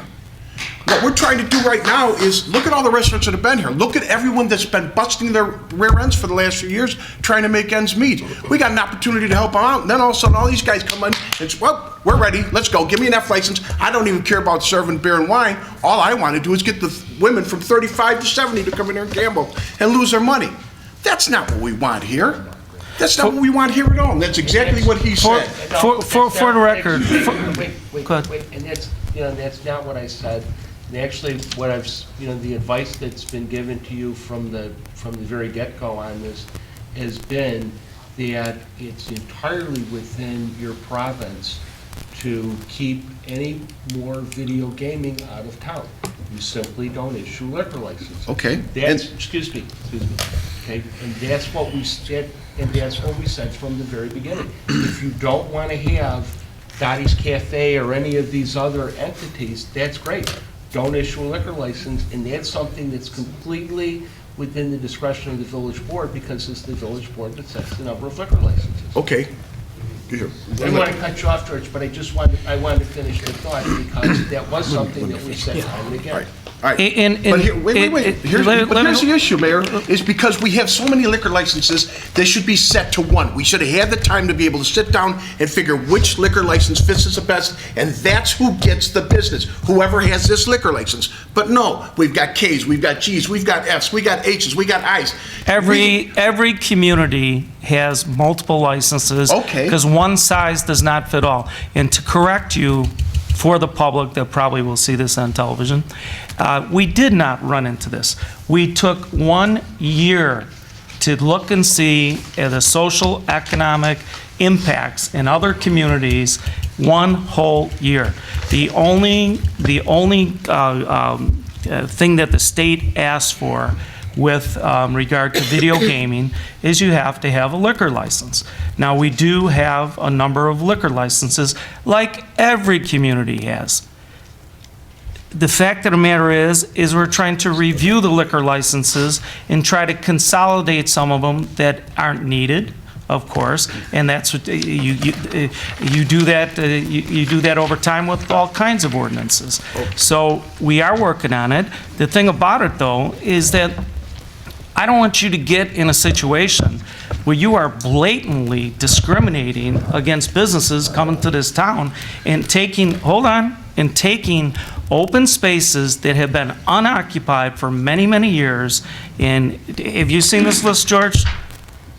Almost every community is going to have this, okay? It's an amusement. I don't see all these places is going to survive with 5 gaming machines in them. I agree there just shouldn't be a bunch of games in a room and a liquor license and that's it. These businesses, do you think that when you start out with, oh, they need a full kitchen or whatever you're going to say, you don't think they're not going to put a full kitchen in? They're not. Oh, yeah, they will. Oh, yeah, they will. Okay, let them put a full kitchen in. But you know what? I want them to have just as much skin in the game as everyone that's in this village that's been here for all these years working at it. And Mayor, if you really stop to think about it, yes, we did wait 1 year. But guess what? We still got our boobs in the ringer right now because we don't know what we're doing on it. George, you're talking about 3 or 4 places coming to town that are going to pay sales tax dollars, that are going to serve a menu, that are going to have some video gaming and coffee and beer and wine. This thing is all about nothing. This is a form of entertainment that everybody's going to have. And there are going to be some of these places, and not all of them are going to make it, and not all of our bar restaurants are going to make it with these games either. So I see this all about a whole bunch of nothing. Go ahead, Trustee Costa. Okay, what Mark, our legal counsel, had said, those 2 ideas, I like the concept. Originally, when this came up and there was some controversy around this, we were kind of in a pickle, if you want to say, on how we can have some kind of say-so or some regulation on what comes in the community. Right. Now, this is my opinion, to limiting the liquor licenses, or to say, okay, we've got from A to O this many now, and we're not giving out anymore, I think that would cripple our community. That would cripple this community. So that, as far as I'm concerned, this is my personal opinion, I think that's off the table. I agree with you. I think any business, restaurant that comes in, good quality business restaurant that comes in, we're going to turn our backs on a Buffalo Wild Wings or something like that serves alcohol. So that would hurt us. Now, the idea, again, that you said that minimum square footage, and excuse me, I'll talk a little louder, I got a real congested problem here in my head, but if we limit the square footage, and let's say 1,800 square foot minimum, I'm just throwing that out there, then some of the smaller storefronts possibly would not meet that criteria for the establishment. Right. That's another way. And then the other issue that I see with our liquor ordinance, and I believe we had a conversation about this, is we need a explanation or definition of some of the terms in our liquor license, liquor ordinance, such as what is a full-service kitchen? Right. What some of these cafes, and I'm not going to say names, are coming in at, is they're coming in saying, well, we have a full kitchen, or we serve all this food. It's all packaged food that they throw in a microwave or in a little toaster oven. In my estimation, if I want to go to a restaurant or an establishment with a full kitchen, I want to see them throw the eggs up on the griddle and make it, and the sausage and the bacon, or the burgers and the whatever stew they're making, not open up a package that's frozen. So I think we need to define some of our terminology. And the definition of restaurant that's in this particular ordinance says this is where the food is prepared on the premises. Okay, so what we need... It's totally different than the situation that you're thinking about, where the stuff is packaged, brought in, it's thrown in a microwave. Right, but I believe what we have is we have an establishment coming in that their food service consists of opening up a package and throwing it into a toaster oven or a microwave. It's not a full kitchen preparing the food and serving it.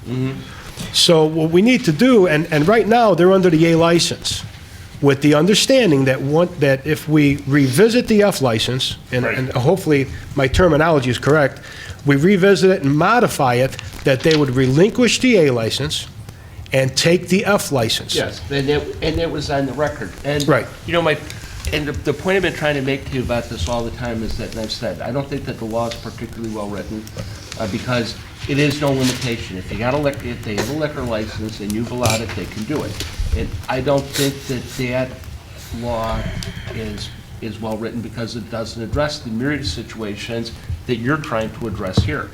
So, and the question that was asked to me many times was, well, how do we regulate it? It's easy. Don't issue any more liquor licenses. But that's not regulation. That's not, right, but you're asking me how to stop it, not philosophically whether that's good for the town. And I don't live in Homer, Glen. I'm not elected by the residents, but in my view, that is a bad idea, because that does keep out places like Buffalo Wild Wings and Applebee's or whoever else they want to come into this town, because it's just not going to happen. So then you have to address it, other ways. I'd be happy to meet with any two trustees that want to be on the subcommittee to go through the liquor ordinance, because you have way too many license classifications. Most towns have, I would say, 7 to 10 classifications. I think you have about 16. Because what happened was when the town was incorporated, somebody just took the Will County Liquor Ordinance and literally typed it, and it made it your ordinance, because there's many references in it to the county. So if y'all want to pick 2 people to meet with me here, my office, somewhere else, I'd be happy to do that. Yeah, I would like to be part of that. I would be real interested in doing that, but I think what my whole issue is, my problem right now, is, I think we all welcome business to our community. But right now, we have something festering in a community that happened back on October 8th that we have not moved forward enough to try to remedy.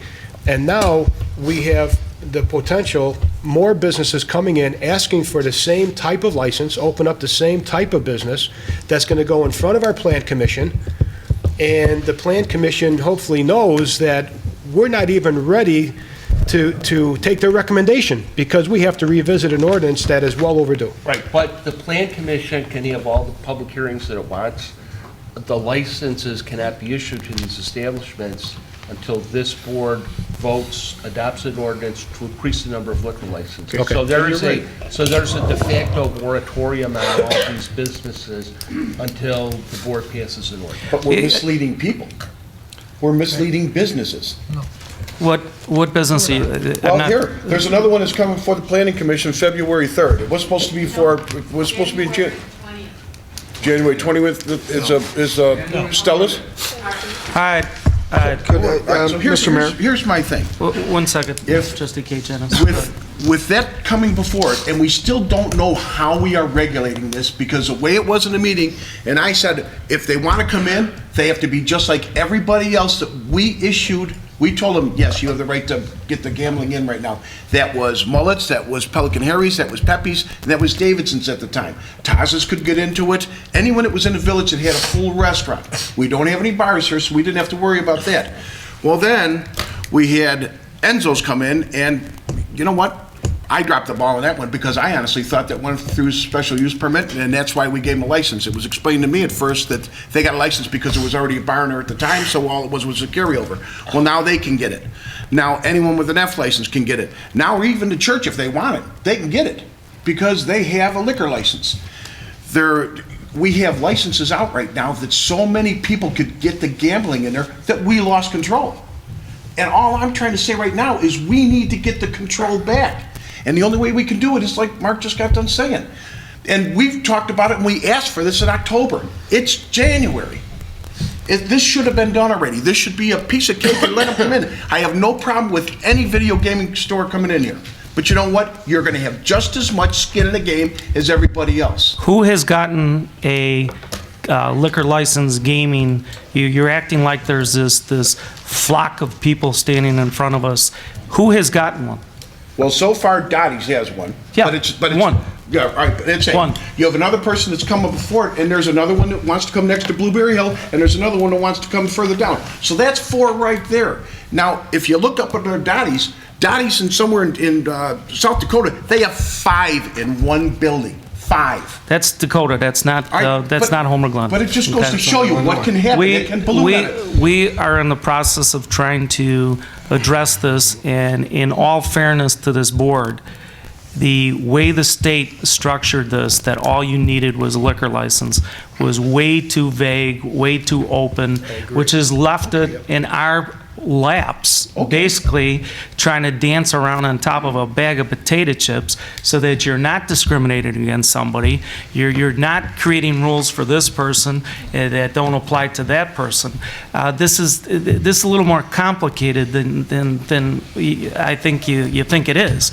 The last thing in the world that we want is to have the village have its pantsuit off because they're not properly applying this. Now, Mark is making certain recommendations. I think that probably the best approach to this is that we have some type of subcommittee that works with the village attorney and the village manager to try to resolve how we, I shouldn't say control, but how you yeah, that's a good word, George. Manage the situation. We do not want an overabundance of one type of business in this town, and we're gonna have a number of gaming licenses, as you mentioned. There's a number of applicants. There's a number of them that have them already. I've personally gone around to every single one of them, and met with the owners of the establishment, asked them how it's going. They're very thankful that we passed it on their benefit, because all the surrounding communities have it. And here's one more for you. My understanding is that Dottie's opened up in Lamont, okay? So maybe instead of us all putting blinders on as to what this looks like, how they effectively do business or whatever, maybe it'd be worthwhile taking a ride over to Lamont and seeing the Dotties in Lamont. In the meantime, I think, Mark, this is a legal issue. This isn't, it isn't one of these things that I can just, wave a magic wand over. We certainly don't want to say nobody can have a liquor license. Nope. There won't be a business that'll come to Homer Glen. Mr. Mayor? Trustee K. Janis. When I have an opportunity. Thank you, Mr. Mayor. Good time to do, okay. Listening to this, and let's just get down to this. On May 8th of 2012, 4 trustees voted not to pursue at that point in time, but to wait an appropriate time to review what's going on in all the other communities in Illinois. 1 abstention. In 2013, May 28th, we voted Unanimously. licensing in. 4 trustees voted yea, 1 abstained, 1 absence. So here we are today. Instead of trying to hinder a process by saying possibly no, I think what we need to do is, I agree with a lot of the comments. We need to develop an ordinance not to hinder, but to benefit our community, our residents, and our commercial properties, whether it be over by Blueberry Hill, over by wherever they may go. Some other names were used, some other locations. I agree that we could do a better job on developing our liquor ordinances. There's no doubt. I'd like to be part of that committee if the mayor sees fit to have me on that committee.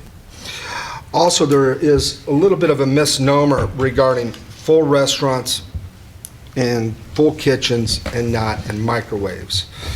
I happen to personally know of situations in the past where, through the Will County Health Department, they were classified as restaurants, and basically, there was really no ansel system. They were called queuing ovens, which is a fancy term for a high-tech microwave, and that served pretty much a full menu of this type of quick service establishment. There was no difference. So when we get into kitchens versus bars and liquors, when we start throwing out terms, we got to be careful on the terms we're throwing out to fully understand what that industry is all about. I did understand what our attorney did say about the restaurant and full seated service on serving the alcohol with a waitress or a waiter. I do understand that as well, as a different approach to it.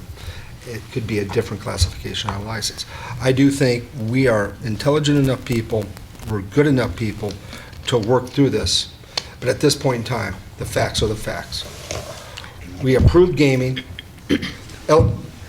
by way of Illinois state statutes. That's approved gaming. So here we are in Homer Glen with gaming approved if you have a liquor license. I don't think we want to throw the baby out with the bathwater in this. I think we could rework some of our ordinances to make them better, some of our classifications, to benefit us all, not to argue about penny ante things and this and that and what she said, he said, what I said. I think we could go after this intelligently, pragmatically, and with purpose. You'd like to say something? I agree with you, Trustee K. Janis. I'm not pointing the finger at anybody. I'm not trying to make any excuses. I just go back to saying is the state passed down something that puts a lot of burden on local communities that passed video gaming for the benefit of their establishments to be on an equal playing field with other communities, adjacent communities. How we can manage this, I guess we're just going to have to continue to work with our legal firm, and put a couple of trustees together with the village manager and Mark, and get some direction. I leaned over and said to Mark, what do you do about this? He says, well, what do the trustees want me to do about it? Trustee Sabo. Okay. I'd just like to say something that other people haven't said. And some things that people have said. I think sometimes we put the cart before the horse in this case, and that is we're not being fair to the new applicants, these new businesses that are coming in. No one is saying we don't want business. No one is saying we don't want to give them a license. But what we talked about on October 8th, 2013, was a way to manage. You can use a different word if you want to. But one of the ways was, do they get a liquor license or not? Through zoning, through planning. You know, how many do we want in a row in this particular area here? I mean, we know there's potential for the restaurants that already have them, but do we want some more here? The people that aren't established yet? Another idea that came out of the October 8th was a size of the restaurant to accommodate, a size of the business to accommodate a restaurant that's going to prepare food there, and that doesn't mean use a microwave. So I don't know what Dottie's is going to do, but that's an instance of putting a cart before the horse where they got a building permit. I don't think that their size of facility, I'm just saying I don't think so, and somebody prove me wrong, but wait until I'm finished, that they will be able to meet the A license as we would like to have it. And the idea of whether they get an F license, that was an idea. That wasn't something that we said that, you know, we all agreed on. But if there is an F license, it would have to be an F license that would accommodate a full-service kitchen. The other thing was that we as a board should be developing policy, and we should have been developed this policy soon after October 8th. Certainly not in 2014, which we really have to do now. But I don't like to see that these, and I'm going back to the fairness statement, I don't like to see that these new applicants come to the village and are not told that the village board, and maybe they are, that the village board is in flux or in limbo right now as to what they expect from these places, that they expect certain things. And we can't say what they are. We've only had these ideas, but when we establish the policy, they will know for a fact. But in the meantime, they keep coming, and they keep finding places. And I don't know whether their lease is contingent on whether they actually get an approval. But all they have to do is find a place. They work with the village. Maybe in village helps them find, their staff finds the place, and then they just have a public hearing and they're ready to go, and it's going to continue like it has for Dottie's. I hope this is stopped. I hope that we can, this committee, and I would say if Ted wants to be on it, George wants to be on it, Mike wants to be on it, that it be expanded to 3. But we've got a set policy here, and we cannot let these people come in and then say nothing to them about what the village board is trying to do. So, the village, for your information, is not finding anybody a location go to a video game. Okay, then let me Okay? ask you, are they So saying that they- the they- board is in the here's- process of doing something so that they will know what is expected of them, and it's not just an F license or getting a liquor license and then setting up a microwave? Aaron's nodding her head. Right, yes, they're told all of that, of course. I think they Where they do their own research, so they listen, they read the minutes and they know what's going I on. think they should And be they're- this whole process should be slowing down until we get Well, something better that is the here. village board's prerogative. That is, it's not, I do not have the power to hold building permits or to tell a petitioner that they can't put a petition Well, I'm in. surprised that Dottie's So got a building permit. I Under the don't have the circumstances. power to hold up building permits. I don't Well, hold I up think building then permits. we- If the the village board- board wants me to hold up building permits. You gave them the license. Wait. We did not give them, we did not give them a building, I think when they asked for a building permit, they were willing to go along with whatever we did, whatever we said. But there was no motion at that day on August 8th, and nobody came to the board and said, look, do you want to give Dottie's a building permit? I think at that time, No, under the circumstances, you got it this should wrong. have happened. You issued them a liquor license.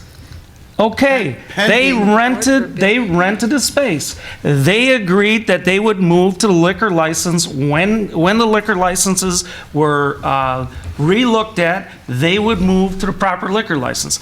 F versus A, whatever you want to call it. You issued them a liquor license.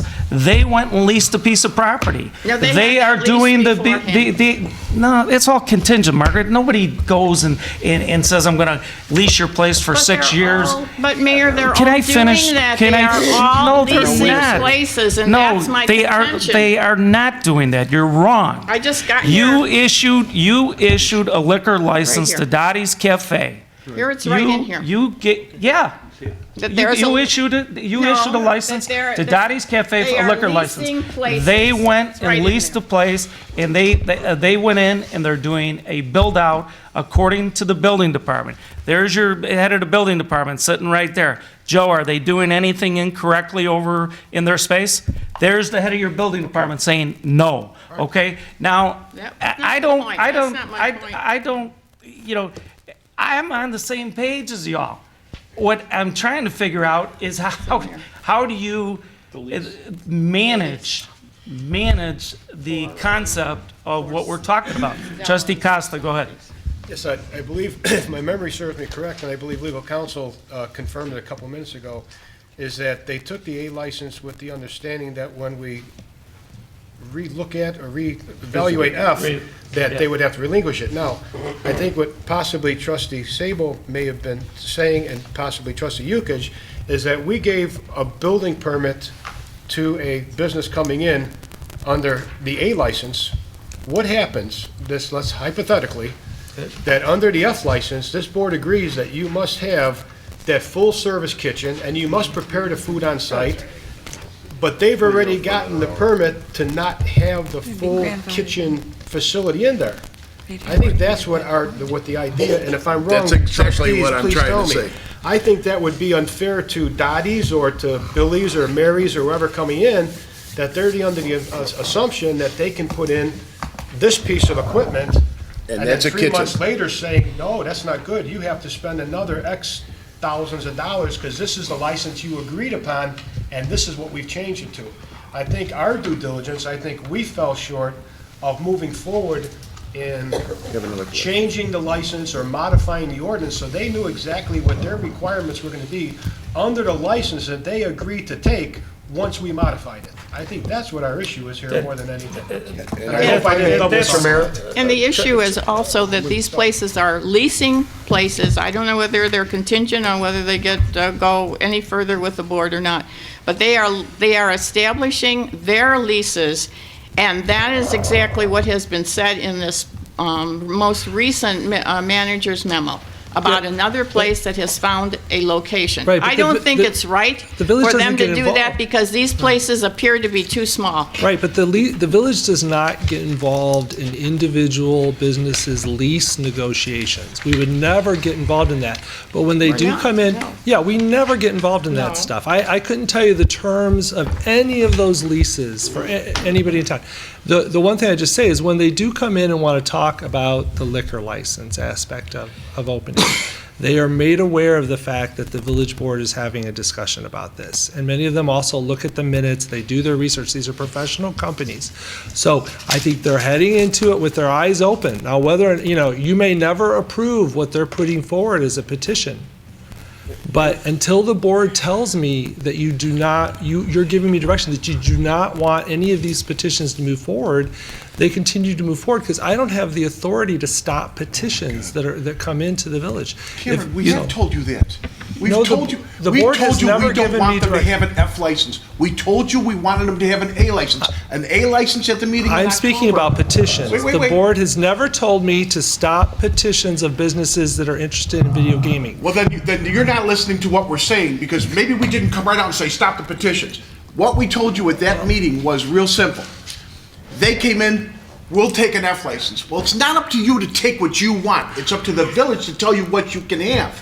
And that's what we have. That was the category that they felt they felt they fit into the F license. Your village manager is not out there with some big sign, come to Homer Glen, video gaming and what have you.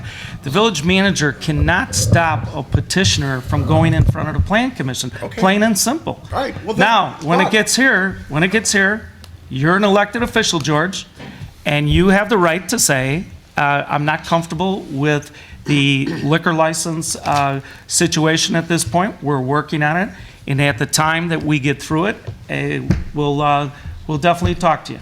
You have that right as an elected official. and I Cam agree does completely. not have that right as a village manager to tell somebody they can't go in front of the plan commission. All right, and fine. If that's the case, and they're walking into this with their eyes wide open, because They that's what better every be. business should be, but here's the problem.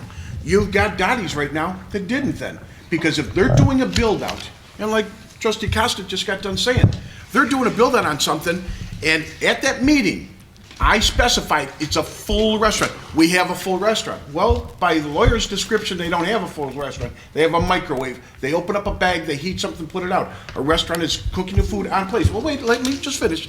If that's the case, we are misleading these people when they are coming in here. Because now, if it does go to where they have to make the food, they have to do all this, they have to put the ancillary system in, they have to buy the fryers, they have to buy the ovens, they have to buy the stoves, they're not gonna have room in the building to hold the machines, because it's gonna be filled with the kitchen.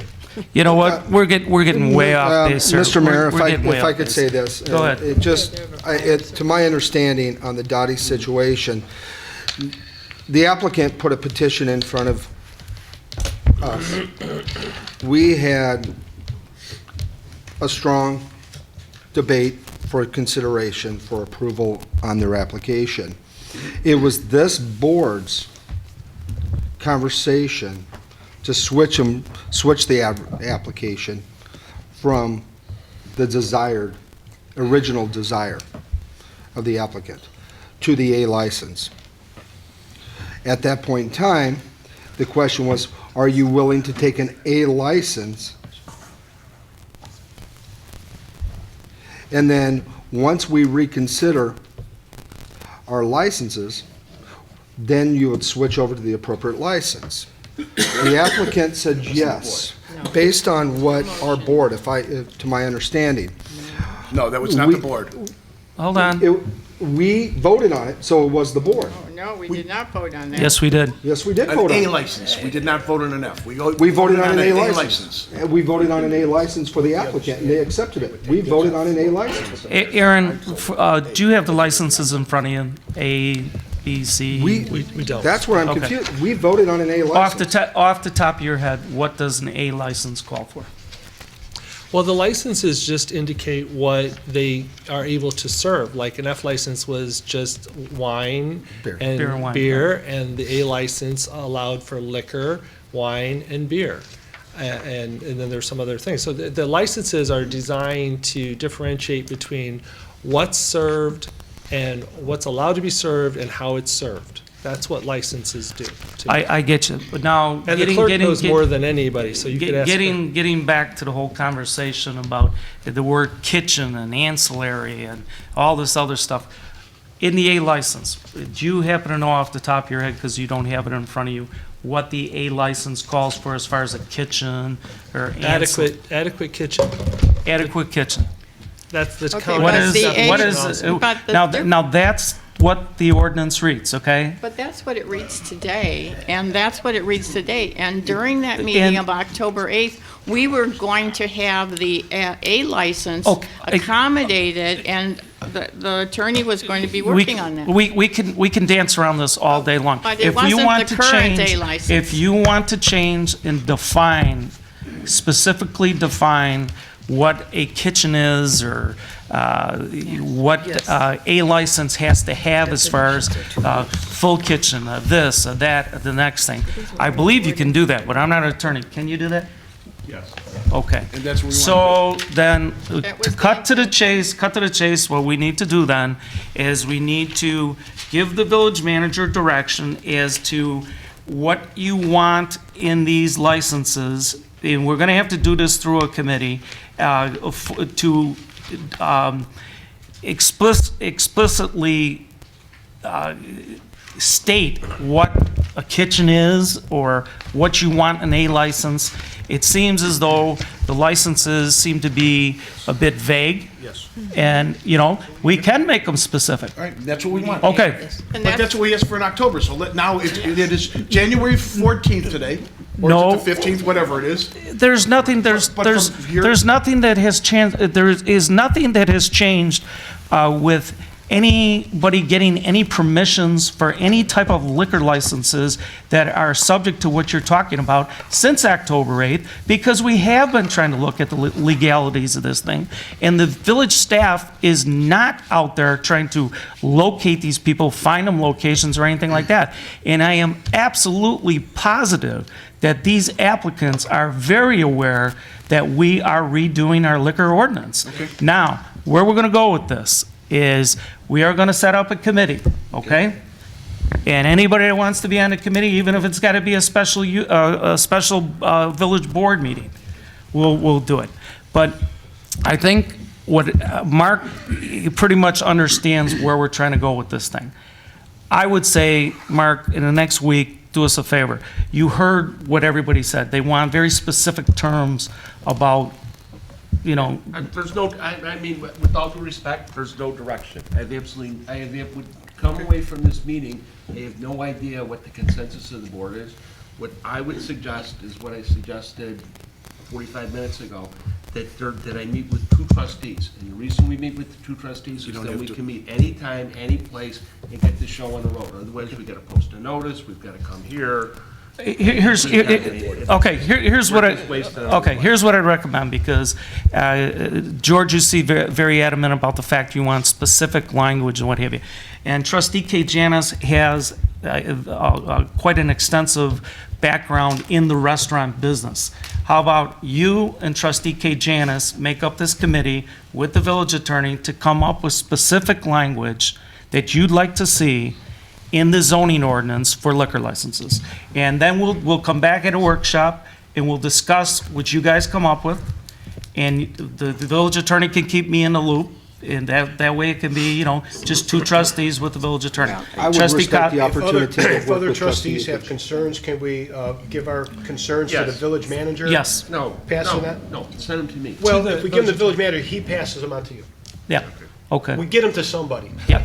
That would be fine. way it'll keep the village manager in the loop as far as Either would be fine. communication. Okay. I'd like to also suggest something at this time, and that is that, in all fairness to the applicants, I mean, we have to think of that. I've mentioned that before, Trustee Costas mentioned it too. We're all aware of that. We don't want to put them through a process where they have to go take the steps to get to the Plan Commission, have a public hearing. I think we ought to get our thing formulated before we have any more of these public hearings. And these people that come, in all fairness to them, should be told that the board is trying to move swiftly in order to accommodate them, but let's not waste their time and have Good. them come to a Okay. plan. Mr. Mayor, when Just- would you like this accomplished? We're going to talk right after the meeting and pick a date and time, the three of us. Okay. Okay, Trustee I thi- DeVivo? If you want a consensus, then I think that we should all just say that, this is the direction we all want to go. And we understand from previous conversations, we've always had a problem with the liquor license. Anyone who's been on this board for a long time, you know we've struggled with these. It's a long time coming to redo this ordinance. It's time to do it. I do agree that we need a better definition of what a full kitchen is. I go back to, now it's called Cool River. They never had a full kitchen in there, and they got a full liquor license. And now I think that they do. Over time, they've adopted, they've changed it. But we've struggled with this for a lot of years. It's time that we fix it. That's fine, and Trustee Yukich and Trustee Kay Janis are going to meet with the village attorney after this workshop, set up a date. We'll try to put some very specific language in the liquor ordinance, and I think we're all on the same page. We're just struggling to try to get where we've got to go. And understand something, no hard feelings here. This is going to happen with a lot of ordinances because things change. Video gaming wasn't around. It's new. Now we have to figure out our ordinances to help manage a new concept. That's all. So we'll get on it. And, we've got a committee now, and that committee will make recommendations. We'll do another workshop here shortly, and we'll modify our existing codes. And I don't think the state was fair. I don't think it's fair on some other policies that it's giving to the municipalities. I don't think it's been fair to us. It lets or any town, it lets these people dangle. Well, do you think it's And- fair that you're $110 billion in debt from those guys too? Anyway, what I'm saying is that let's be fair to these applicants, these new applicants, and let's not have them go through the process of having a Perfect. public hearing. Perfect. Mayor, just one thing real quick on that. I know I don't want to extend it, but you do have as you know, because you've gotten my reports, you have two businesses coming up on February 3rd, right? Laredo Hospitality, which is over by Blueberry Hill. I forget the common name, I'm sorry. And then Java Jill's, which is for next door. Stella's, thank you. Which is next door in the old restaurant space next door. Those are both scheduled for public hearings on February 3rd, okay? So, because Trustee Sabo is bringing it up, I just want to, full inform, I've mentioned this before, but one of the things that could happen, I defer to the attorney about it, but they could be asked to, they could open the public hearing and then they could extend it. But I think they have to agree to that. Just let them have the public hearing. It's already been posted. It has been Fair to posted. people, if you want to be fair to them, just let them have the public hearing. Right. They have to know that all of this is contingent Right. on getting liquor licenses. Right. They're leased, if these are national organizations, you know 100% that all of their leases are contingent of getting all licenses and permits to open the business. Right, well, I just wanted to say that publicly, just so Okay. everybody heard. Okay. All right, I think we've got this one under control. Took a Jim? while, but, okay. Mayor, I just want to make another Trustee comment. I have some concerns definitely about too many of places like Estella's or Adati's come in, because we know that the businesses that have been here, like Pelican Harry's and, the other restaurants, they've established themselves as restaurants, and, Pelican Harry's is a bar too, so people go in there and they have a few cocktails and maybe they order food. They don't always do that. But they don't necessarily go there to gamble. This is like an afterthought. They're going to sit down, they're going to throw $20 in a machine or something like that. I don't think we want an awful lot of facilities in this community that are only here for people to go in and gamble.